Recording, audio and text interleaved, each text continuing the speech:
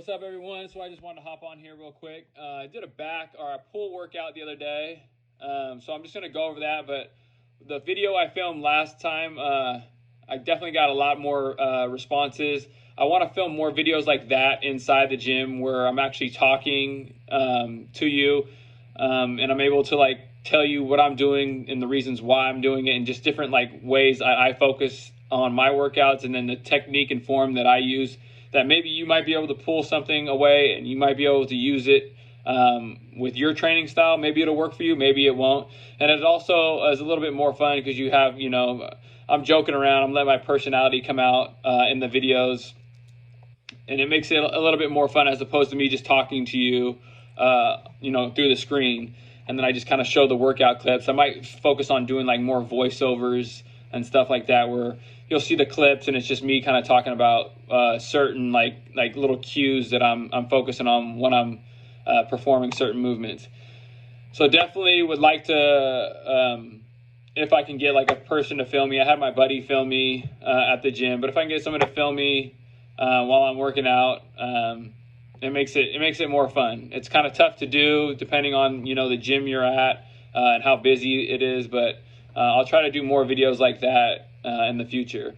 Anyway, so I started off with a pull day. Essentially pull, push, pull legs is the routine I'm following right now.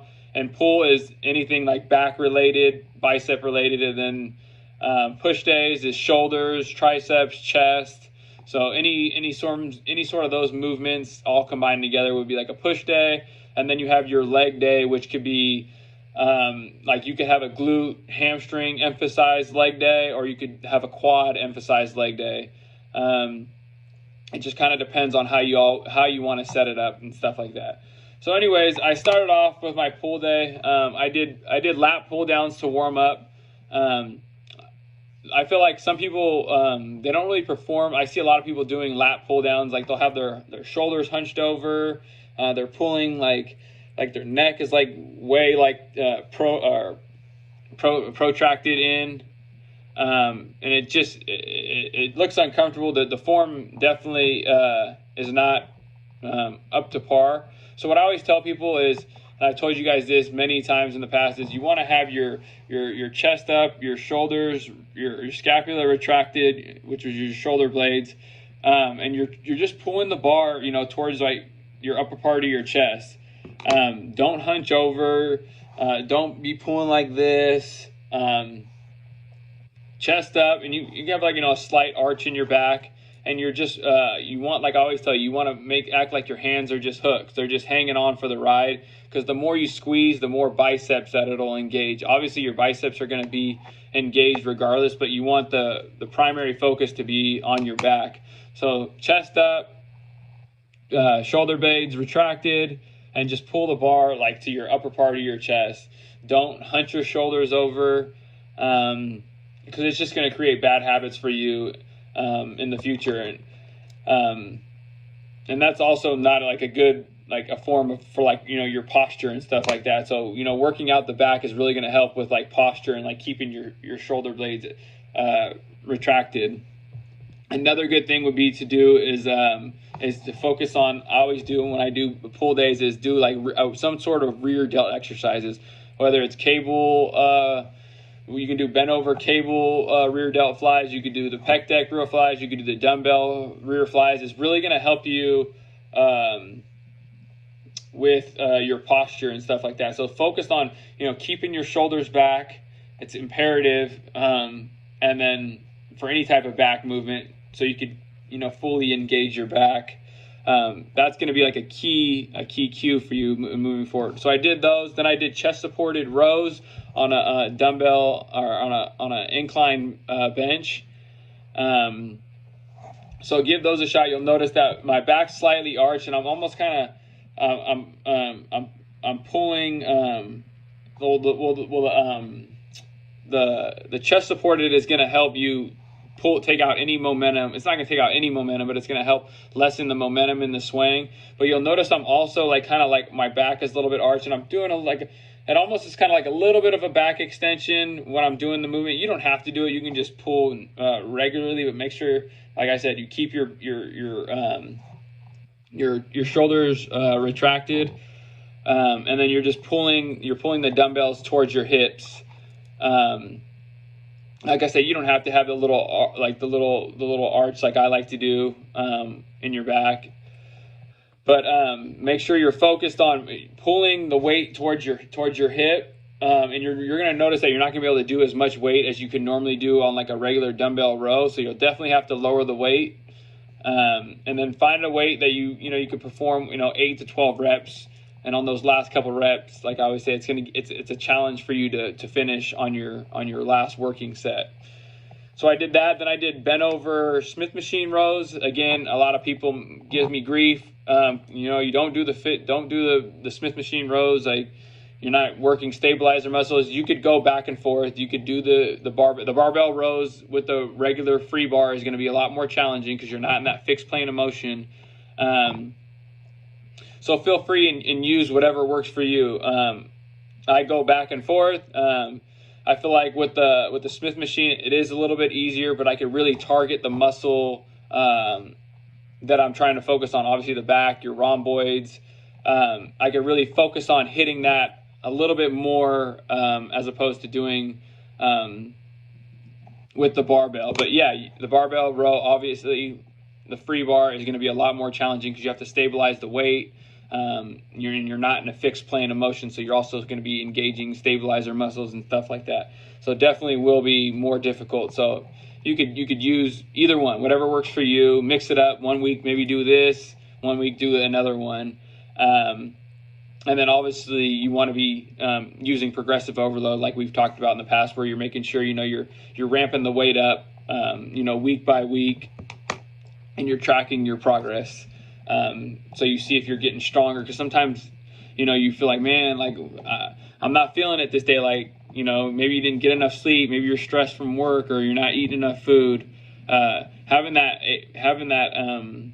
journal, that diary where you're able to track like your progress is going to be, huge to kind of like look back on, like, okay, I did this for this amount of reps last week. Let's see what I'm doing this week. And it gives you something to compare and contrast against, because otherwise you're just kind of shooting in the dark. It's kind of like same thing with nutrition. Make sure, if you don't know how much you're eating on a daily basis, you're not going to really be able to like gauge, okay, this is what I was doing 6 months ago compared to what I'm doing now in terms of like macros, how much protein you're eating, how much fat you're eating, how much carbs. If you're just like, playing the guessing games, sometimes people overestimate, sometimes people underestimate.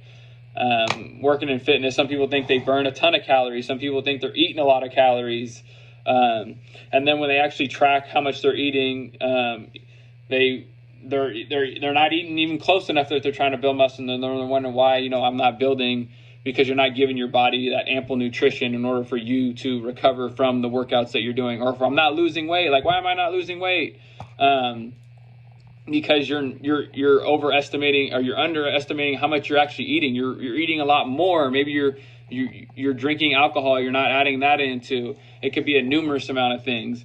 But if you're, at the end of the day, if you're not losing weight on the scale, I mean, obviously I'm not a doctor. There's other hormonal factors and other issues that could be underlying issues. But most of the time, 99.9% of the time, it's energy in versus energy out.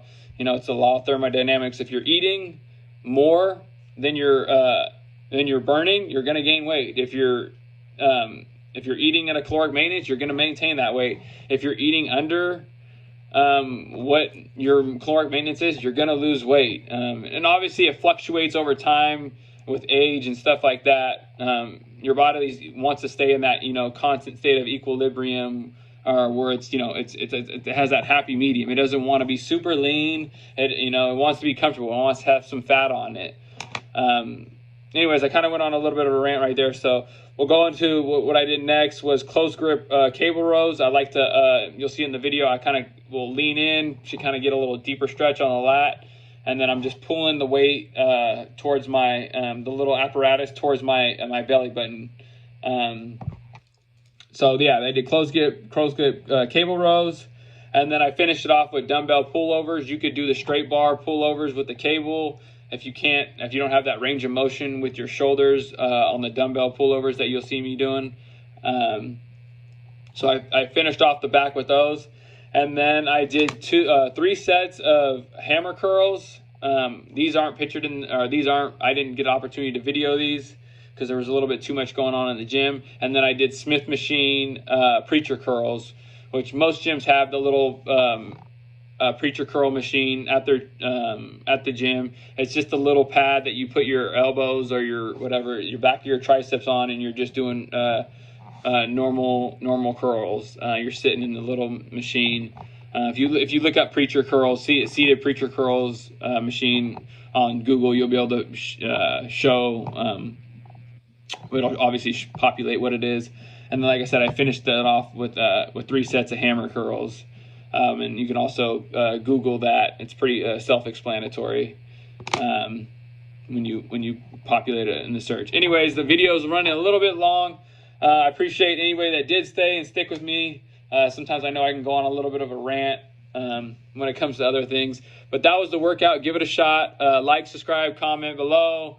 I appreciate those that have subscribed lately. It means a lot. And if you get any value out of this, feel free and share it with somebody that might, be able to take something away from this video. Yeah, but I appreciate you guys subscribing, and I'll see you guys in the next one. All right, peace.